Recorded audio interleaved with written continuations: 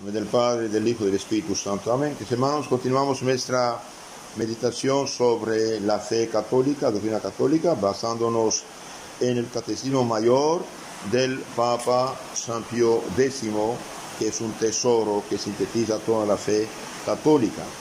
Bien, hoy analizaremos las preguntas 204 a 215. Es algo muy hermoso de saber que pertenece a una iglesia asistida por Dios y su Espíritu Santo. Entonces, el Papa es sucesor de San Pedro, dijimos, jefe visible de la iglesia. Cuando define un dogma de fe o de moral, no puede equivocarse porque ejercita su suprema autoridad como pastor supremo de la iglesia.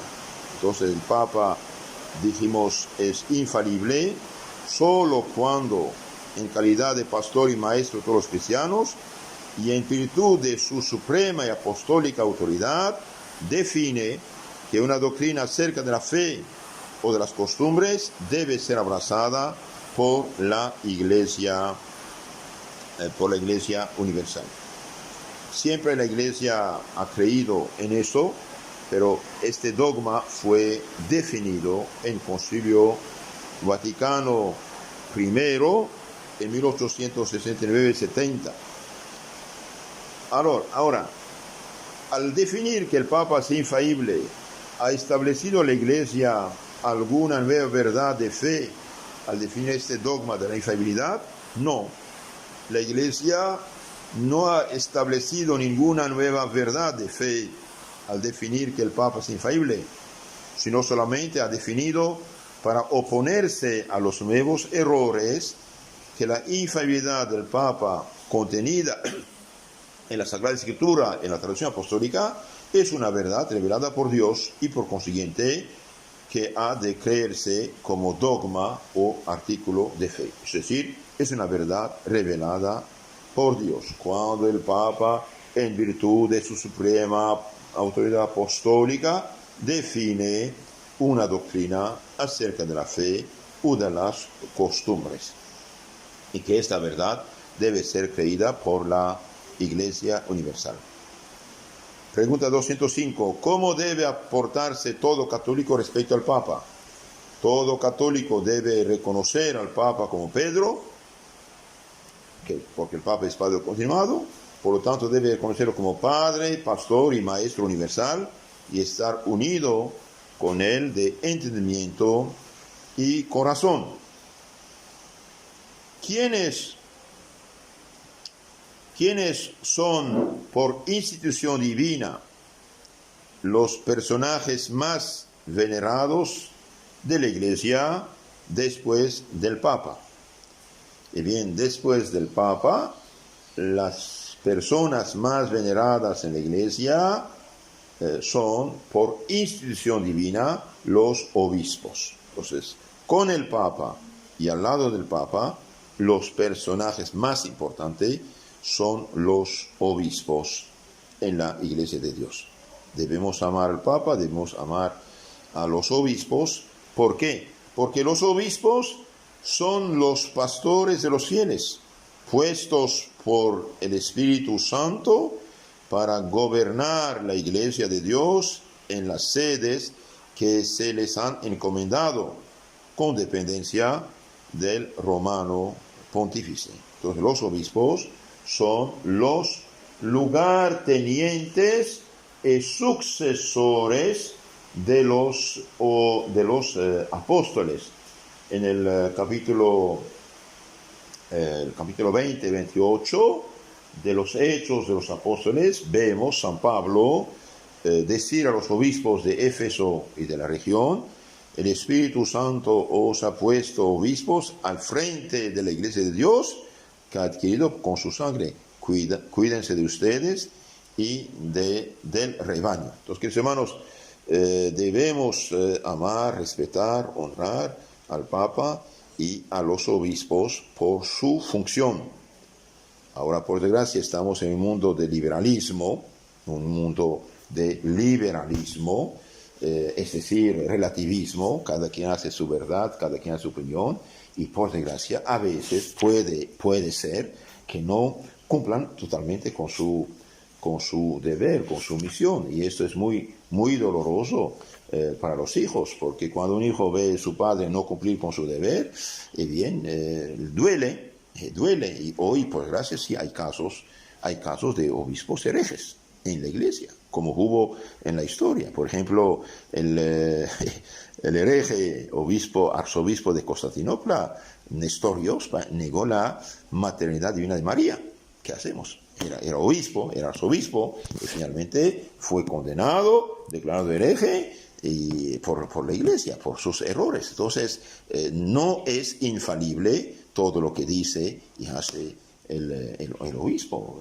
Puede haber casos. Cuando tenemos buenos obispos, bendito sea Dios 1000 veces, y es bueno rezar que Dios nos dé santos obispos.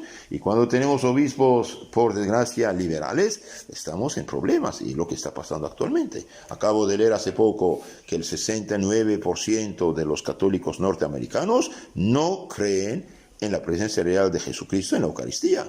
Y bien, ¿quiénes son los obispos que fueron maestros de esos católicos? ¿Quiénes son los obispos que permitieron catecismos heréticos, falsificantes de la fe católica? ¿Quiénes son los obispos que formaron tan mal a los sacerdotes que causaron la ruina de la fe de la gente? Y bien, estos obispos, por desgracia, ya no son católicos, o al menos no hacen su deber de católicos. Por ejemplo, en el año 68, 7 de diciembre de 68, el Papa Pablo VI, las lágrimas en los ojos, dijo que la Iglesia se encuentra en una hora inquieta de autocrítica, o mejor dicho, de autodemolición. Es como una inversión aguda y compleja que nadie se habría esperado después del concilio. La iglesia está prácticamente golpeándose a sí misma. Bien, ¿qué hacían los obispos en ese momento? Eso significa mucho. La iglesia se golpea a sí misma, es decir, se destruye. Perdimos quizás 100.000 sacerdotes, más de 100.000 monjas, millones y millones de católicos. Todas nuestras parroquias, antes a 98% católicas y más, están plagadas de sectas. ¿Qué hacen los obispos? ¿Qué hicieron los obispos? ¿Qué hacen sus ayudantes, los sacerdotes? Entonces, sí, los obispos son los personajes más venerados después con el Papa y al lado del Papa, pero si no cumplen con sus deberes, Dios mío, en que recemos mucho por ellos y sepamos, cuando un obispo predica algo que contradice la fe, bien, no, ya ese obispo no es católico, aunque lo diga. El mismo Papa Pablo VI, el año 1972, 30 de junio, bien dijo que tenía la sensación de que por alguna rendija se ha introducido el humo de Satanás en el templo de Dios. Eso es sumamente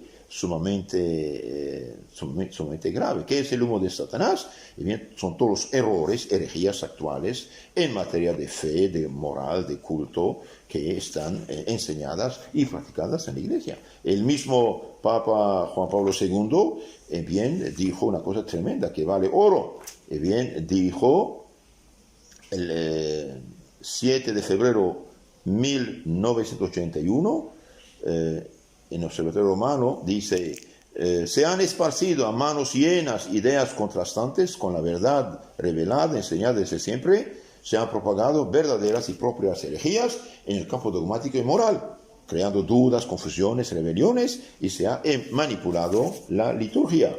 Inmersos en el relativismo intelectual y moral, y por eso en el permisivismo, los cristianos hoy se ven tentados por el ateísmo, etcétera, etcétera. Un cristianismo sin dogma y sin moral definida. Eso es una catástrofe. Entonces, con todo respeto y amor a los obispos, yo pido por ellos, pero tenemos que decir, hay unos que no cumplen con su deber. ¿Por qué? Porque fueron formados en una teología y una filosofía que no es católica. Ahí está el problema. Todo lo que llamamos el modernismo. Por eso les aconsejo leer la encíclica Pascendi del Papa San Pío X de 1907. Pregunta 208. ¿Qué es el obispo en su diócesis? El obispo en su diócesis, en su propia diócesis, es el pastor legítimo, el padre, el maestro, el superior de todos los fieles, eclesiásticos y seglares que pertenecen a la misma iglesia. ¡Qué maravilla! ¡Qué maravilla! Y insisto, recemos por los obispos para que cumplan con su oficio de pastor, padre, maestro de todos los fieles y sacerdotes.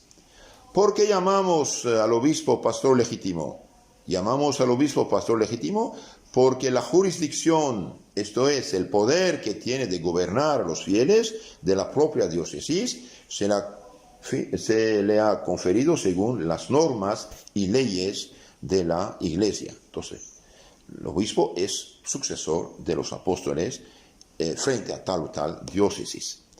¿De quiénes son sucesores el Papa y los obispos?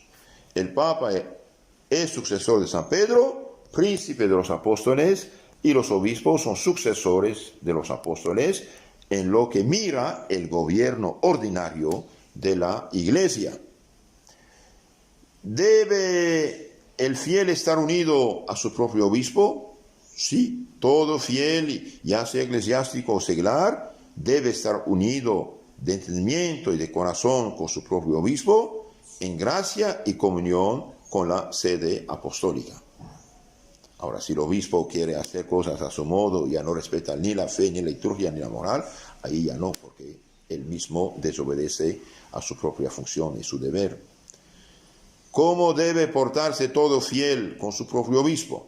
Todo fiel eclesiástico seglar debe reverenciar, amar y honrar a su obispo y prestarle obediencia en todo lo que se refiere a la cura de almas y al gobierno espiritual de la diócesis. Entonces, cuando el obispo, igual que el cura, igual que el papa, cumple con su deber en la cura, salvación, sacrificio de las almas, bien, tienen derecho a todo apoyo, respeto, amor y obediencia.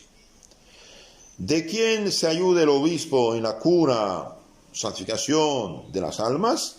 El obispo en la cura de almas se ayuda de los sacerdotes y especialmente de los párrocos. Entonces, los auxiliares, los ayudantes del obispo son los sacerdotes, los párrocos.